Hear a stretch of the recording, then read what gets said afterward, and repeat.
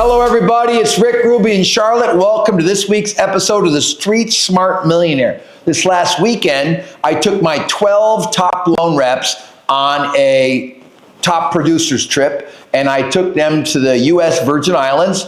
I took them to the Ritz-Carlton, and we had a great time. They went on a big boat ride with big fancy boats. I had a big breakfast. And then I rented 3 cabanas by the pool, and we hung out by the pool, and I covered the tab for 4 hours, and then we all took naps, and then we had a dinner on the beach with steak and lobster and chicken, and had a great time with 12 couples. And after they all went to bed, and my wife went to bed, I was sitting on the beach having a cigar, and I was thinking about how great my life is, and how lucky I am, and how blessed I've been.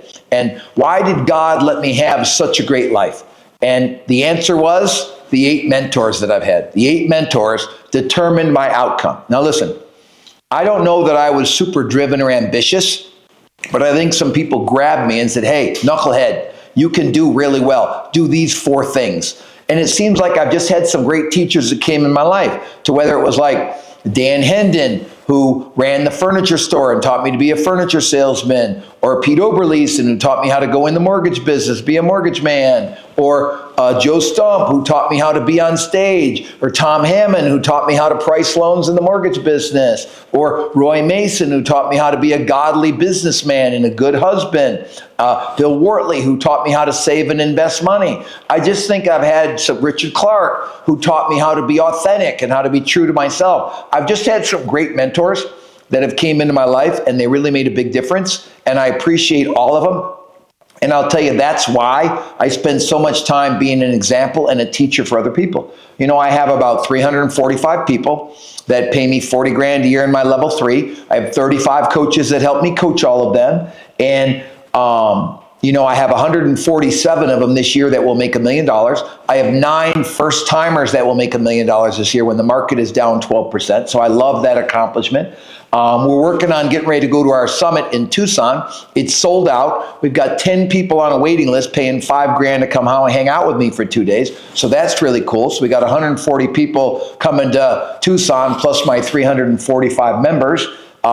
My business is going really well. I've got 38 loan reps, and we're closing about 235 loans. And I think this year we'll actually break $1 billion, which is a really big number in the mortgage business.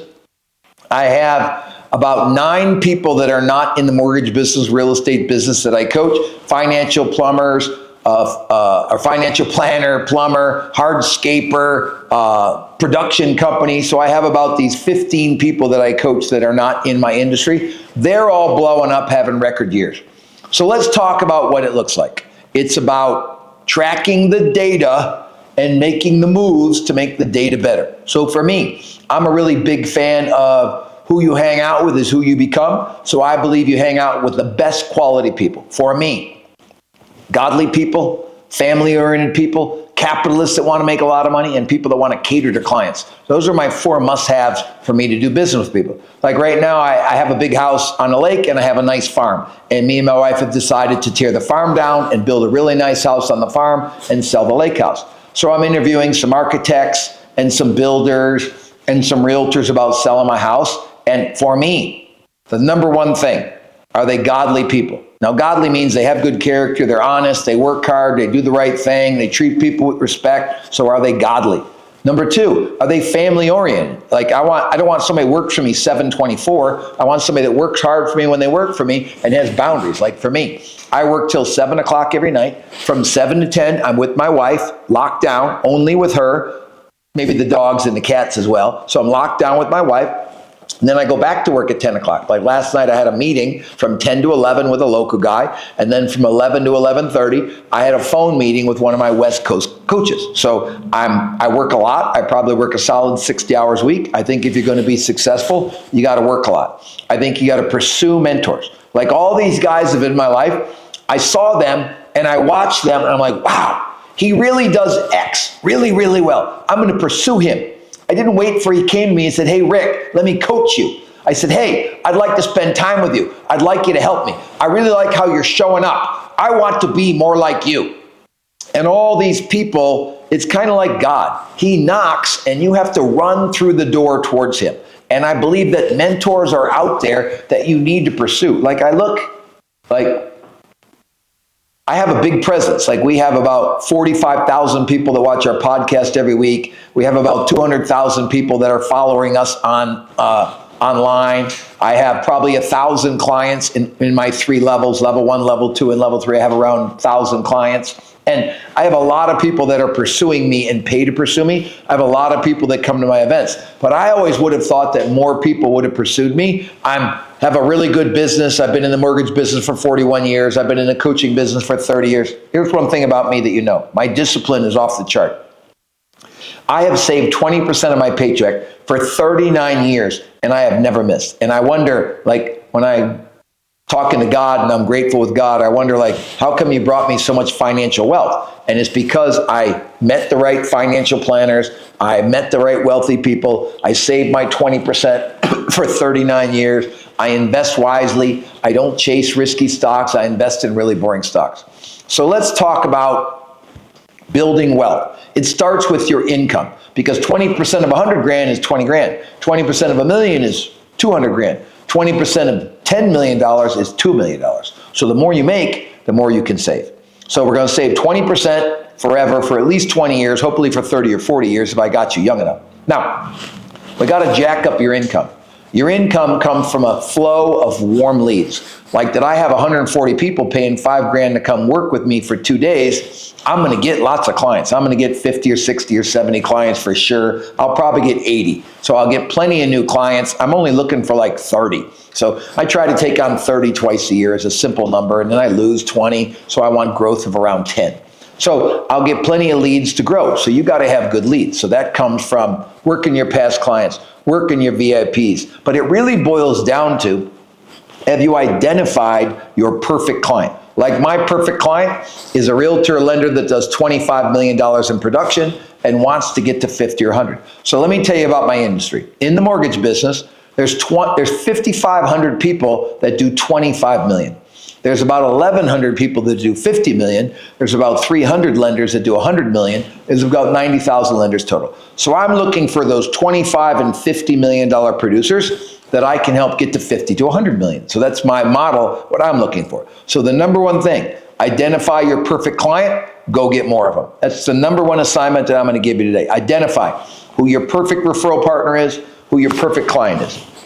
My perfect client is a move-up buyer. They've already owned a home. This is their second or third home. That's my perfect mortgage client.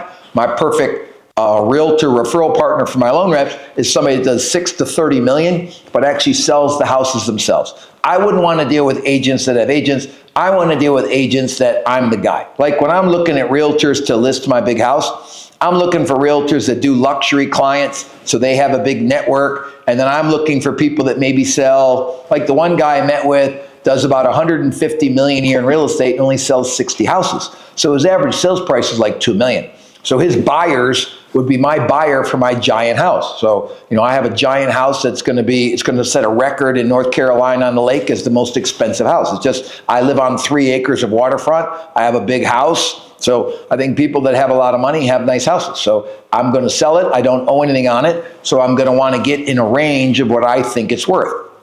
So I'm looking for a realtor that, 3 things. They agree my house is worth X. They have a big network of wealthy people, and they're going to do a really good job negotiating and protecting me. So that's what I'm looking for when I'm hiring a realtor.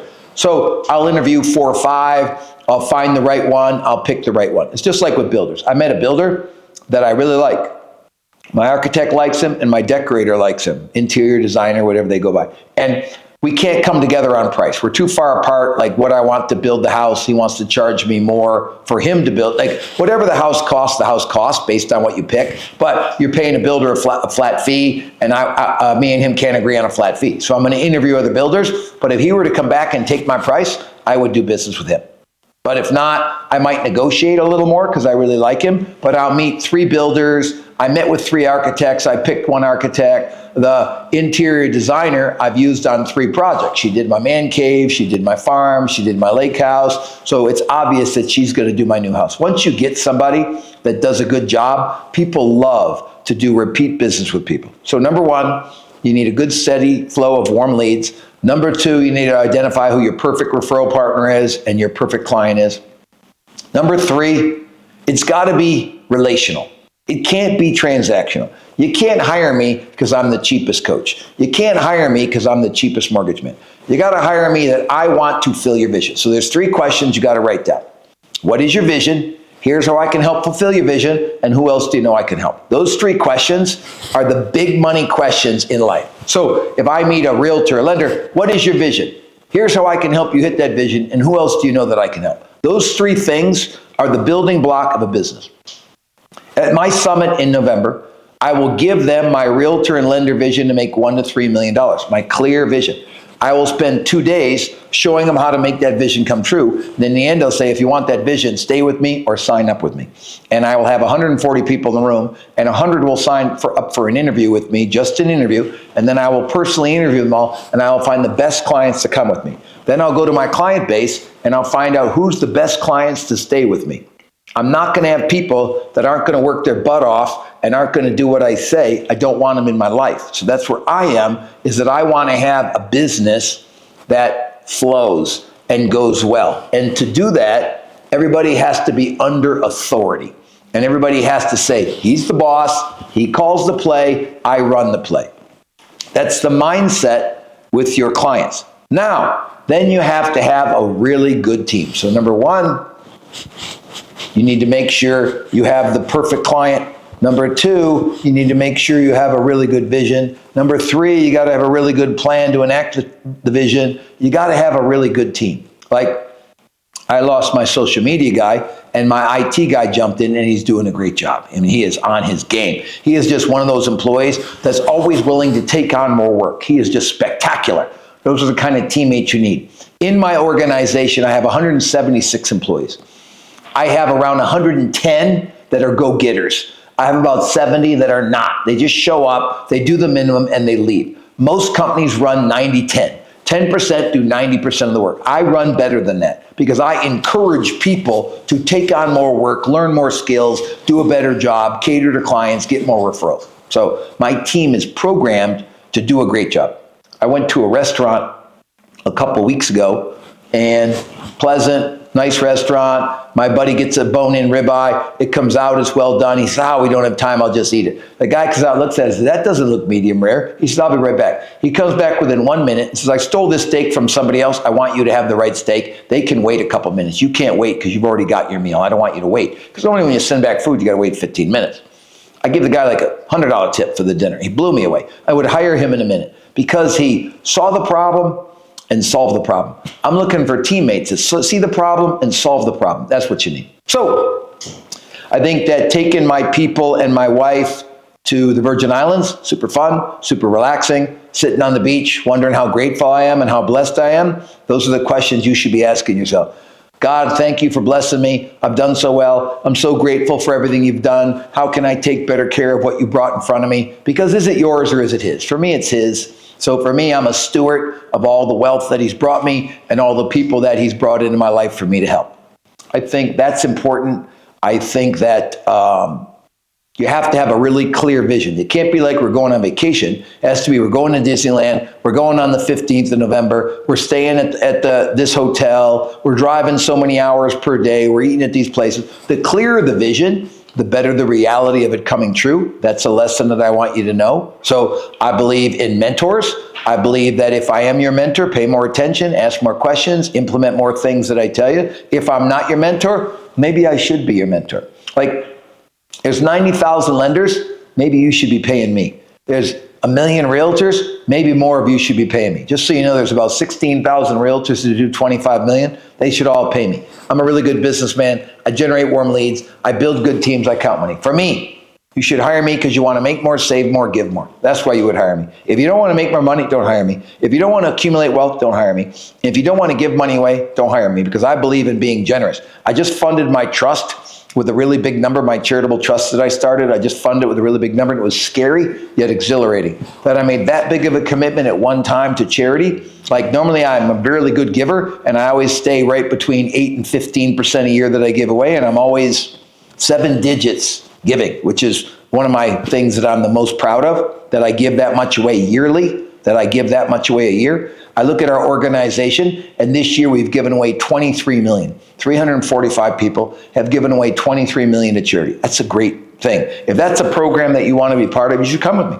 I got a subscription for $99 for anybody. I got a level 1 for people under 10 million for $750 a month.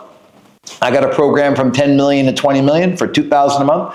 I got a program if you're over 25 million for $3,500 a month. I'll get you to $1 million. I've had 772 people now make $1 million under my authority. If that's something you want, you're in the real estate lending business, hire me. If you're not in the real estate lending business, somebody sent you my podcast, go find the right mentor and pay him to learn from him. Now, I want to finish with balance. My time is very valuable and I don't waste anything. I am on purpose for a purpose when I look at my schedule. I get up at 8:30. I do a little exercise, I have coffee, I watch a little news, a little stock market. I'm in the office exactly 10 o'clock. I have a meeting from 10 to 10:30. We read John Maxwell's Leadership Secrets every day. I read the proverb every day. I go through my schedule every day with Victoria, my assistant. Then at 10:30, I'm blowing up. I'm either on calls or Zooms, calls or Zooms, calls or Zooms. Yesterday, I had 145 different people on Zoom meetings. I had 32 conversations yesterday. I don't leave very many voicemails because people normally pick up or they call me right back because I guess they feel that I'm like important and they need to take care of me. So if you're not getting calls backs, because people don't see any value in you or they don't think you're important. So that's something you need to look at, the data of how many people are you calling that don't call you back and why not. I think that I'm home every night at 7 o'clock with my wife, Britt. Every Friday night we go on a date. We either go to dinner, we bring in carry out, or we take the dogs for a walk, or we go to the movies. We do something. We take a hot rod for a drive. Every Saturday morning I work on cars in the morning. I like to build hot rods, so I'm always working on my car collection on Saturdays. Every Saturday afternoon I farm. I do at least 6 hours of manual labor on Saturday between car work and farm work. I try to get about minimum 5 hours of that in.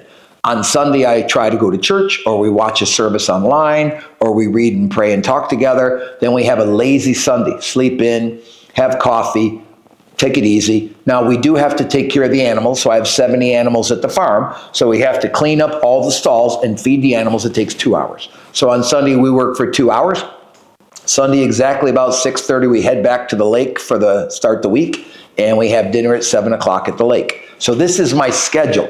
I'm very disciplined. I'm very structured. I will tell you that I'm a man of chaos that doesn't have much chaos. But my normal lifestyle is a little chaotic, and I work really hard to be structured, organized, handle my business. Now, I will tell you I'm a man that used to get angry. I don't get angry anymore. I get mad. So I stay glad and mad in this range emotionally to have the best life that I can have.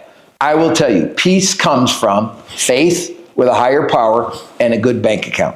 That's how you will have peace in your life. Now, I think that all takes years and years and years, and nothing happens without the right mentors. You need business mentors, you need faith mentors, you need marriage mentors, physical fitness mentors. I've always had trainers and coaches. So I have a guy for 15 years, mentors me on being a better Christian, mentors me on being a better husband, mentors me on leadership. I've had many business coaches that I've hired through the years. 4 or 5 paid, 4 or 5 for free that just liked me and we had a relationship. So I will tell you what, get in a coaching program, get a mentor that you really believe in. Make sure you look at them closely and see their results, because I've gotten to know 2 or 3 of my competitors. I'll be honest, I don't think they're good people. I don't think they make a lot of money. I know they don't have a lot. Like, I know a guy that was my student for 4 years that's in my mortgage coaching business. And I did some research on him. He doesn't make any money. He doesn't have any money. He never had a big team. He never was a viable expert in the mortgage business. I wouldn't pay him. And he only teaches my stuff. He has nothing new. So, I mean, he's teaching my forms and my stuff. If you want to be with an imitator, go be with an imitator. If you want to be with a Mac Daddy that gets it done, and I do this because I love it. Because I love it. Like, I chased more for a long time. Now I just get better. So you need to make the transition from wanting more out of your life to wanting to get better in your life. And that's really the focal point for wealth and balance. So I had a good time today. I appreciate you being my clients. I appreciate you sending this out to other people. Like I said, we're over 70,000 are watching the podcast every week. I'm honored that you are listening to me and following me. I think the stock market's been pretty volatile this month, but I'm up like almost 2% for the month, so it's been pretty good. I have good stocks. I have Microsoft, Nvidia, Amazon, Meta, I have CrowdStrike, I have Costco, I have good stocks, plus I have a lot of the S&P 500, and I have a lot of the Invesco QQQ. So this is what I buy, but I'm not telling what you buy. I believe by the year end, we'll be up another 5 to 10% from today. So I think it's going to be a little choppy, but we're going to have a nice rally. I think next year, the stock market will do well until about June, and then I think we're going to have a rocky time going into the midterms. I will tell you that the world just doesn't like disruption, and if the midterms change hands on who's in charge, it's a little disruptive, and that will cause the market to be volatile. So listen, have a great week. Rick Ruby, Street Smart Millionaire, over and out.